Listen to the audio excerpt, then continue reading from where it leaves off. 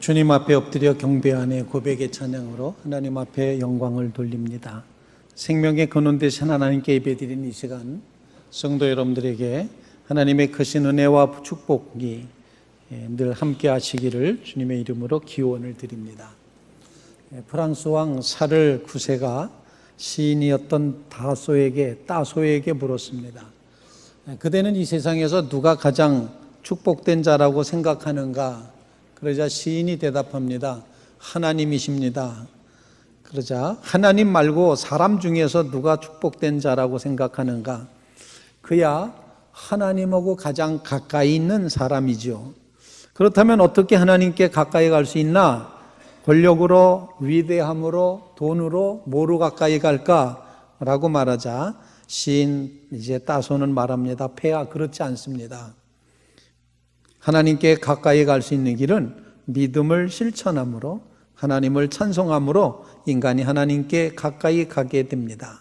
이렇게 대답을 했습니다. 찬송함으로 하나님께 가까이 나아가는 믿음의 성도들이 되시기를 바랍니다.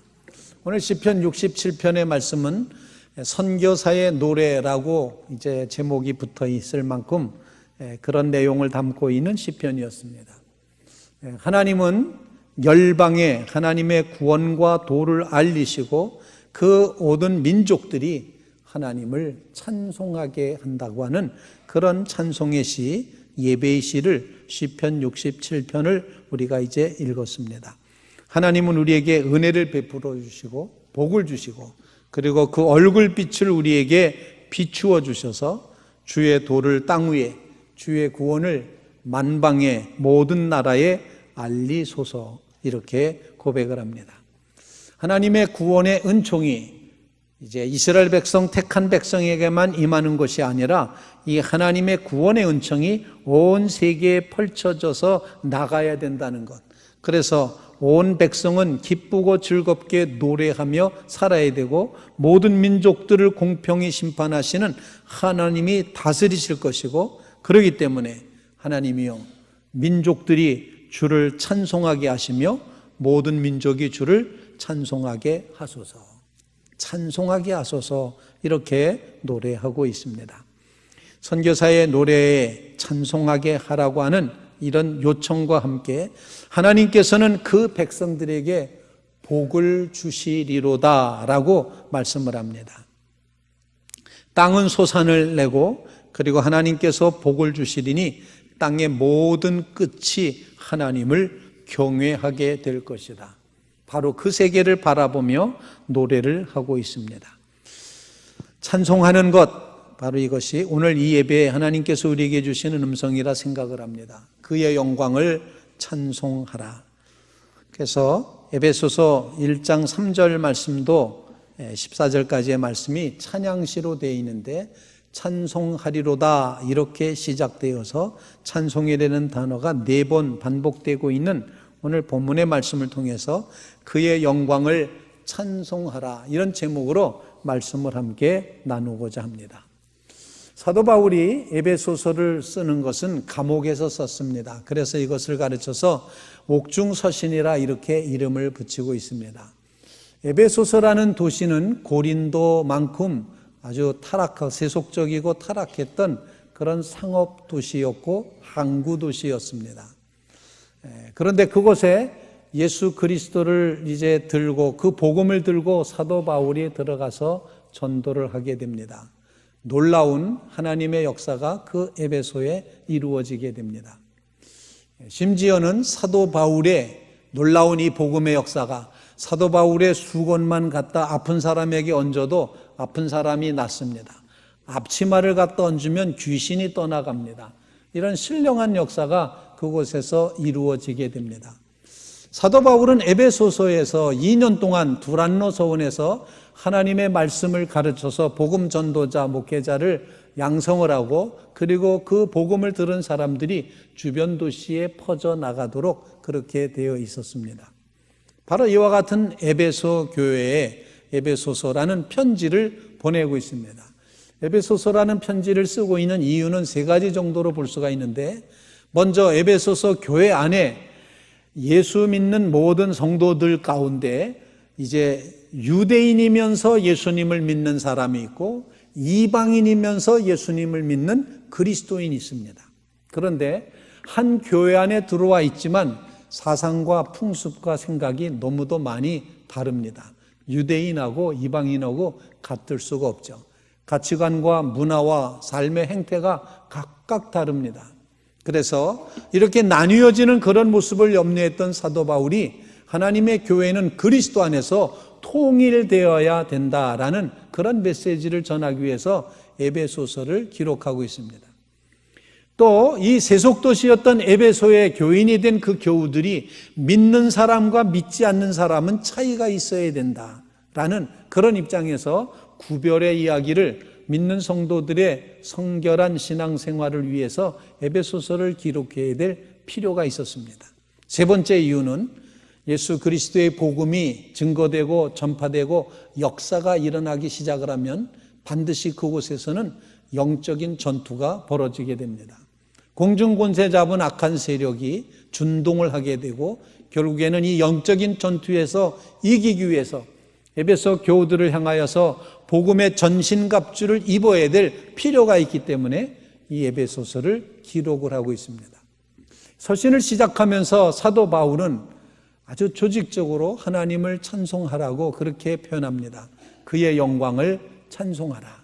오늘 말씀을 통해서 함께 사도 바울이 숨어 있지만 성부, 성자, 성령 삼위일체 하나님을 고백하면서 드리는 이 찬양의 이야기를 오늘 말씀 가운데서 발견하게 된다는 것입니다. 3절 말씀부터 6절까지는 하나님에 대한 이야기, 7절부터 12절까지는 그리스도에 대한 이야기, 마지막 13절과 14절 말씀은 성령에 관한 이야기, 이렇게 분류를 해볼 수가 있겠는데 그 본문의 끝부분에 가면 항상 이는이라는 단어를 사용합니다. 6절에도 이는이라고 시작을 하고 12절에도 이는, 그리고 14절에도 이는이라는 단어로 출발하게 됩니다. 그리고 이는이라고 시작된 그 성경 구절 마지막에는 찬송하라, 찬송이 되라, 찬송하라 이렇게 끝나고 있습니다. 제일 먼저 첫 번째로 우리에게 주시는 음성은 성부 하나님께서 하늘에 속한 신령한 복을 주셨으니 하나님의 영광을 찬송하라 이렇게 말씀을 하고 있습니다. 하늘에 속한 신령한 복을 주셨음을 기억하시면서 주님 앞에 찬송하며 나가는 주의 성도들이 다 되시기를 주님의 이름으로 축원을 드립니다. 이 에베소에서는 하나님의 복음을 전파할 때 이미 에베소에 살고 있는 그 이방인들이 믿고 있는 신앙이 있었습니다. 그것은 큰 신 아데미를 섬겼던 아데미 신상이 있고 아데미 신전이 있었고 아데미를 섬기는 그런 신의 모습이 있었습니다. 그 신앙은 아데미 신은 지하 세계를 주장하는 신이라고, 큰 신이라고 그렇게 믿었고, 세상에서 모든 것을 주장하는 이 세상의 신 아데미 신, 그에 의해서 심판받고 그에 의해서 모든 일이 이루어진다, 아데미 신에게 잘 보여야 된다, 이 큰 신인 아데미를 섬기자, 그렇게 고백을 하는 그런 신앙 체계를 가지고 있었습니다. 또 그들 가운데 사도행전에 보면은 드메디리오라고 하는 은장색이라는 은세공업자가 있었는데, 그는 아데미 신상을 조각을 해서 은으로 조각을 해서 그것을 이제 영업으로 팔므로써 많은 수익을 내고 있었던 사람이었습니다. 그런데 사도 바울이 들어와서 복음을 전하니 예수 그리스도를 믿는 이 복음에 의해서 사람들이 달라졌습니다. 마술하던 사람들이 마술하던 그 책을 다 불태워 버립니다. 그런데 그 책값이 은 5만이라고 표현할 정도로 그렇게 많은 책을 태워버립니다. 그리고 아데미 신상을 끊임없이 만들어서 팔던 이 드메디리오의 영업에 이상이 생겼는데 아무도 이걸 사지를 않습니다. 다 하나님을 믿는 믿음의 자리에 교회에 몰려가지 이것을 사지 않게 됩니다. 그래서 드메디리오는 주변 사람들을 요동하게 소동하게 소란을 일으키고 문제를 만들어서 에베소 도시 자체가 거대한 요동치는 그런 이제 난장의 장면에 들어가게 됩니다. 시장거리로 사도 바울과 일행을 몰아넣습니다. 그리고 돌로 쳐 죽이려고 하는 그런 장면이 있을 때 서기장이 나타나서 말하기를 너희가 이렇게 함부로 사람을 때리거나 해서는 안 된다. 총독이 오는 날도 있고 심판할 날도 있고 재판하는 날도 있고 하니 서로 고소할 것이 있으면 그때 가서 고소하고 거기서 판단을 받도록 해라. 이렇게 해서 소요를 잠잠하게 하는 이야기가 사도행전 19장 이야기가 됩니다. 바로 이처럼 땅에 속한 이제 아데미 신을 섬겼던 그런 삶의 체제에서부터 신앙 체계에서부터 사도 바울은 말하기를 땅에 속하지 않은 하늘에 속한 신령한 복을 하나님이 주신다고 그렇게 말씀을 하며 그 신령한 하나님의 은혜를 인하여 하나님께 찬송하라고 말하고 있습니다. 6절 말씀, 이는 그가 사랑하시는 자 안에서 우리에게 거저 주시는 바 그 은혜의 영광을 찬송하게 하려는 것이라. 3절에는 하나님 곧 우리 주 예수 그리스도의 아버지께서 그리스도 안에서 하늘에 속한 모든 신령한 복을 우리에게 주시되 이렇게 표현하고 있습니다. 땅에 속한 모든 복을 주시는 아데미 신과는 전혀 다르게 그리스도 안에서 하늘에 속한 모든 신령한 복을 주시는 그 하나님을 높여 그 하나님의 영광을 찬송하라고 이렇게 말씀하고 있습니다. 여러분의 삶 속에 하나님의 은혜를 기억하며 하나님께 찬송하는 주의 성도들이 다 되시기를 주님의 이름으로 축원을 드립니다. 우리 호산나 찬양대가 오늘 찬양해 주신 것처럼 하늘에 계신 하나님께 무릎을 꿇고 경배하는 마음으로 찬양하는 하늘에 속한 신령한 은혜를 우리에게 주신다는 것입니다. 세상에 속한 것이 아닙니다. 세상 사람들이 이렇게 저렇게 주장할 수 있는 것이 아닙니다. 하나님이 주시는 신령한 복입니다. 신령한 은혜입니다. 그 은혜를 인하여서 하나님 앞에 감사하며 나가는 믿음의 성도들이 다 되시기를 주님의 이름으로 축원을 드립니다. 우리는 하늘에 속한 신령한 복을 누리고 있는 그런 하나님의 자녀입니다. 하나님의 백성입니다. 그러므로 주님을 높여 찬양하며 온 민족으로 하여금 주를 찬송하게 하소서 이렇게 고백하며 주님을 높여 찬양하는 주의 성도들이 다 되시기를 주님의 이름으로 축원을 드립니다. 둘째로 성자 예수 그리스도로 말미암아 하나님께 찬송을 하라고 말하고 있는데 성자 예수 그리스도의 피로 말미암아 속량 곧 죄 사함을 받고 그의 영광에 찬송이 되라라고 말씀을 하고 있습니다. 그의 은혜의 풍성함을 따라 그의 피로 말미암아 속량 곧 죄 사함을 받았느니라. 성자 예수 그리스도의 보혈의 공로로 우리가 속량 받았고 죄 사함을 받았습니다. 그러므로 죄 사함 받은 존재로서 주님의 영광에 찬송이 되라 이렇게 말하고 있습니다. 속량하였다는 것은 돈 주고 노예를 사서 자유케 한 것을 표현을 합니다. 죄 사함을 받았다고 하는 것은 이제 하나님께서 우리의 죄를 다 감당하시고 깨끗게 하셨다는 사실을 말하고 있습니다. 예수 그리스도의 속량과 죄 사함의 은혜가 그 주님의 보혈의 공로로 말미암아 우리가 구원을 받았다. 그러므로 우리 자신이 새로운 존재가 되었다. 이렇게 말하면서 찬송하라 이렇게 말하지 않고 오늘 본문에서는 너희가 영광의 찬송이 되라 그렇게 말씀합니다. 좀 놀랍지 않습니까? 본문이 조금 이상합니다. 찬송하라 이랬으면 예 알겠습니다 찬송할게요 이러면 될 텐데 너희가 찬송이 되라 이렇게 표현 영광의 찬송이 되라 말하고 있습니다. 여러분이 하나님께 드릴 영광의 찬송인 것을 기억하시기를 간절히 바랍니다. 여러분의 삶이, 여러분의 모습이, 여러분의 이름이, 여러분이 새 존재 되었음이 하나님 앞에 올려드릴 영광의 찬송이라는 사실입니다. 이 말씀을 읽으면서 묵상하다 이런 생각을 했습니다. 어제도 우리 교회에서 결혼식이 있었습니다만 결혼식 축가할 때 축가를 누구에게 부탁합니까? 그냥 아무나 노래 잘하는 사람이면 되겠습니까? 축가는 신랑 신부를 잘 알고 또 이제 축복해 줄 만한 그런 사람에게 이제 축가를 부탁하지 않겠습니까?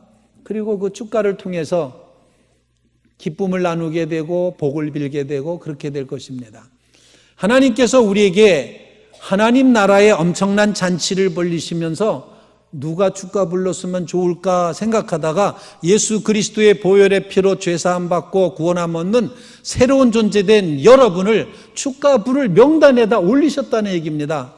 그러므로 여러분이 영광의 찬송이 됐다, 이렇게 선언하신 겁니다.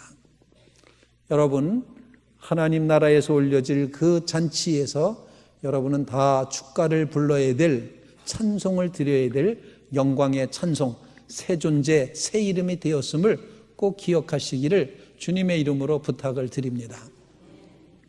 찬송하라가 아니라 이제는 여러분이 찬송이 되었습니다. 믿습니까? 여러분이 찬송이 되어 하나님 나라에서 불려질 다음번 내가 찬송할 것이다, 내가 찬송을 부를 사람이다, 내 이름이 새 존재가 되었다, 하나님의 생명록에 기록이 되었다, 결코 지워지지 않을 주님이 손바닥에 새기신 성전 기둥에다 이름을 박으신 바로 그런 모습이 우리의 모습이라는 것 기억하시면서 여러분이 영광의 찬송이 되시기를 주님의 이름으로 축원을 드립니다. 예수 그리스도께서 한량없는 은혜로 우리의 죄를 사하시면서 하나님께 영광 돌리는 자리에 세워주셨다 생각을 합니다. 이 장면에서 여러분한테 한번 질문해 보고 싶습니다. 무슨 질문하고 싶은 거 아니? 지난 예배 시간 이후에 오늘 예배 시간까지 그 기간 동안에 나의 입에서 나도 모르게 주님을 찬양하는 찬송 소리가 울려 퍼졌었나? 한번 성찰해 보시기 바랍니다. 내 입에서 나도 모르게 주님을 높이는 찬양이 터져 나왔는가? 아니면 혹시 유행가가 터져 나왔는가? 여러분, 내 입에서 나도 모르는 사이에 주님을 높여 찬양하는 찬양의 소리가 울려 퍼졌던가? 아니면 아예 입 꽉 다물고 벙어리처럼 한 주간을 살아와서 혹시라도 우리 속에 있어야 될 찬송이 사라져버린 것은 아닌지, 우리 속에 있어야 될 찬송이 잦아든 것은 아닌지, 과연 내 삶에 영광에 찬송된 이 찬송의 모습이 있었는가? 이런 고백을 하면서 여러분 한번 자신을 성찰하는 시간이 되셨으면 좋겠습니다. 저도 저 스스로를 한번 성찰해 봤습니다. 사무실에서 퇴근할 때는 제 마음속에 늘 이런 찬양이 울려 퍼집니다. 집으로 가자, 집으로 가자, 이런 눈물 흘리지 않는 곳, 집으로 가자. 이게 퇴근송인 것 같아요. 집으로 가자. 그리고 제 마음속에 나도 모르게 그냥 따라하게 되는 찬양이 있습니다. 나는 하나님을 예배하는 예배자입니다. 이 찬양이 나도 모르게 나오는데 이유는 있습니다. 소녀딸이 불렀기 때문에 늘 귀에 쟁쟁해서 발음도 안 되는데 나는 하나님은 떼배하는 떼배자입니다 이러면서 부르는데 늘 그게 귀에 남아있어서 찬양자다, 고백하는 사람이다라고 고백을 하게 됩니다. 여러분의 삶에 혹시라도 찬양이 잦아들어 있다면 다시 불릴듯 찬양을 일으켜 세우시기를 주님의 이름으로 축원을 드립니다. 세 번째로 성령께서 역사하십니다. 성령의 인치심의 역사가 있다고 오늘 본문에 말하고 있습니다. 성령께서 여러분을 인치셨습니다. 기업의 보증이 되게 하셨습니다. 그러므로 그의 영광에 찬송을 하라, 그의 영광을 찬송하라, 이렇게 말씀하고 있습니다. 14절 말씀입니다. 이렇게 14절은 기록을 합니다. 이는 우리 기업의 보증이 되사 그 얻으신 것을 속량하시고 그의 영광을 찬송하게 하려 하심이라. 계속해서 찬송하게 한다는 말씀을 반복하고 있다는 사실 기억하시면서 여러분의 삶이 찬송의 삶이 되시기를 간절히 바랍니다. 인친다고 하는 것은 도장 찍는다는 표현 아니겠습니까? 그리고 이 인쳐서 도장이 찍히면 이 도장 찍는 것은 두 가지 의미가 있습니다. 하나는 소유 확정입니다. 또 하나는 보호 확정입니다. 도장 찍음으로써 너는 내 것이다 라는 그런 의미이고, 도장 찍음으로써 내가 너를 이제 계속해서 보호할 것이다, 이 보호해 주신다는 것과 우리의 신분이 누구에게 속해 있는지를 분명히 밝히시는 그런 의미가 성령의 인치심 가운데 있다는 사실입니다. 하나님의 성령께서 여러분을 인쳐 주셨습니다. 그래서 여러분은 다 성령의 도장이 찍혀 있는 존재입니다. 그럼 어딜 가든지 무엇을 하든지 여러분은 성령이 인치신 존재입니다. 여러분은 하나님의 소유된 바 된 백성이 되었습니다. 이제 온 우주는 하나님의 소유된 바, 인친 바, 그 하나님의 백성을 중심으로 해서 세상이 돌아가야지 된다는 것입니다. 나는 하나님의 백성이다. 하나님이 인치셨다. 주의 성령이 기업의 보증이 되어주셨다. 그래서 우리를 보호해 주신다. 결코 흔들림 없이 우리를 보호해 주신다. 주의 성령이 우리를 인쳐 주셨음을 기억하실 때 육신의 질병이 떠나가고 우리의 마음의 불신앙이 사라지고 또 우리의 심령 가운데 정말 얽혀져 있던 모든 불신앙의 세력들이 물리쳐지면서 성령이 인치셔서 하나님의 것으로 삼으셨음을 기억하면서 그의 영광을 찬송하는 믿음의 성도들이 다 되시기를 주님의 이름으로 축원을 드립니다. 지난 주간에 저는 저 강원도 동쪽 끄트머리의 가장 북쪽 평화통일전망대라는 곳을 방문할 수 있었습니다. 그곳에 가서 보면은 금강산 마지막 봉우리가 보입니다. 12,000봉 봉우리 마지막 봉우리 낙타봉이라는 봉이 보이는데, 이 낙타봉은 동해에 빠져 있습니다. 동해에 빠져 있다, 이렇게 표현합니다. 그런데 그 낙타봉을 바라다 보면서 정말 하나님 앞에 찬양을 올려야지 됐었는데 제 마음속에 다른 노래가 먼저 나와버렸어요. 누구의 주제런가? 누구의 주제런가? 맑고 고운 산. 그래서 그걸 부르다가 갑자기 회개하는 마음이 생겼어요.